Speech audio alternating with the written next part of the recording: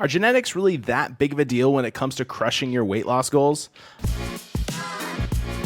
Welcome back, Weight Warriors. If you're someone who's on a fat loss journey like I am, or you're planning to start one, you're in the right place. I'm Mike. I'm a fat guy who's trying to not be fat anymore by making lifestyle changes. In this video, I'm going to talk about genetics and really try to figure out, discover what science has to say behind your metabolism and how your genes can influence this whole game of weight loss. Now, my research was, I'll be honest, a little bit concerning, but I'll get into it. Hopefully it's not too mind-blowing or earth-shattering, but let's jump into it. Picture this.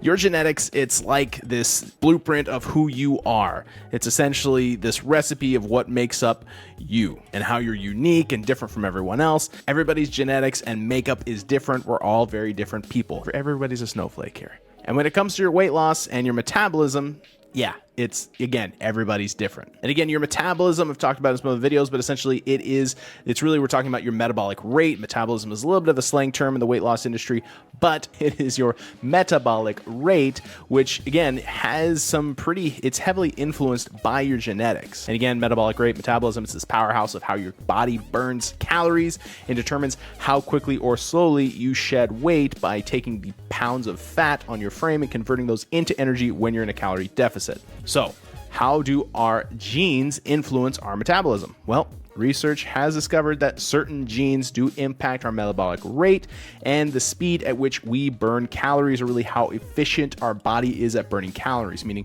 the more efficient you are burning calories, that means the less calories you need to consume to keep alive. Where you're less efficient, you're burning more calories. Now, we would say some lucky individuals have a genetic advantage by being less efficient, meaning their body naturally burns more calories, has a higher metabolic rate than others. Now, this is a big disadvantage if we were looking at having an upcoming food shortage, or really anything that we were trying to be more efficient and consume as little food as possible for whatever reason. But in the modern world and in the US of A, when food is readily available, this is considered a disadvantage to be more efficient, and it's considered more advantageous to have a higher or faster metabolism, a higher metabolic rate. And again, your genes heavily influence this. They can slow things down, but fear not, your genetic makeup doesn't write the whole story here. There's a lot of room for, physical activity and behavior. And I mean, we'll get into it, but don't be scared by some of these numbers. You can still influence and change your future. But let's talk about how genetics really impact your weight loss journey. Your genes can influence your body and how it stores fat and processes certain nutrients, and even how hungry or satisfied you feel after a meal.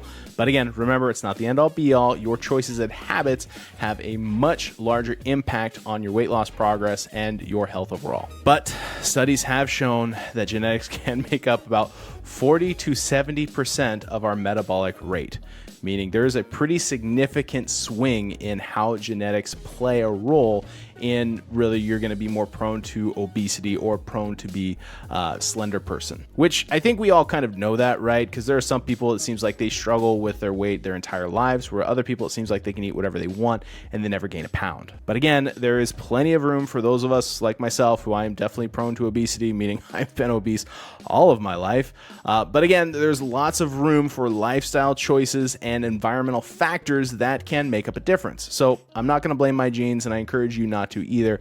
But I'm going to work to improve my environment, again, improve my choices to have a better, healthier self. Even if I'll be somewhat frustrated along the way with a slower metabolism, I'm going to control what I can control. Regarding some of the studies that I found when doing this research for this video, the American Journal of Clinical Nutrition by Bouchard in 2011 examined the impact of genetics on weight loss and found that even individuals with a genetic predisposition to obesity, lifestyle choices played a critical role in weight management. The study concluded by adopting healthy habits, participants were able to counteract the genetic influence on weight gain. AKA, even if you're more prone to be overweight, you can make choices that will lead you to not be overweight and live a healthier lifestyle. So, my friends, these studies, they highlight the importance of not putting all the blame on your genes, not blaming your parents, not blaming your situation or where you live or what food you have access to.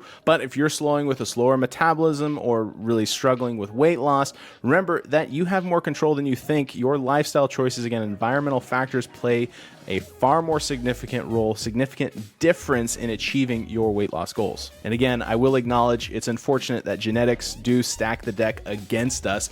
Again, stacking the deck against me for sure, but I still hold all the cards. I get to play this game and I get to decide what I'm going to do about it. So I'm not going to let my genetic makeup or my genes or my circumstances dictate my journey. Instead, I'm going to focus on what I can do, the choices I can make, and the habits that I can implement to improve my life. And again, some of the changes that I can make or things I can be aware of is I can track my metabolic rate, my TDEE, figure out how many calories that I need to be burning in order to lose weight and on this weight loss journey be more effective with improving my health. And one great tool, again, that I also use is keeping track of everything that I eat, keeping either you can keep a daily food journal, or you can use something like MyFitnessPal or Chronometer, but essentially just track your food as it's coming in and how your body is responding to that. By noting what you eat, and also if you wanted to track your exercise, you can see how your body responds to different things that you give it, different habits that you implement, and obviously the food that you consume. You can get valuable insights into how your metabolism functions.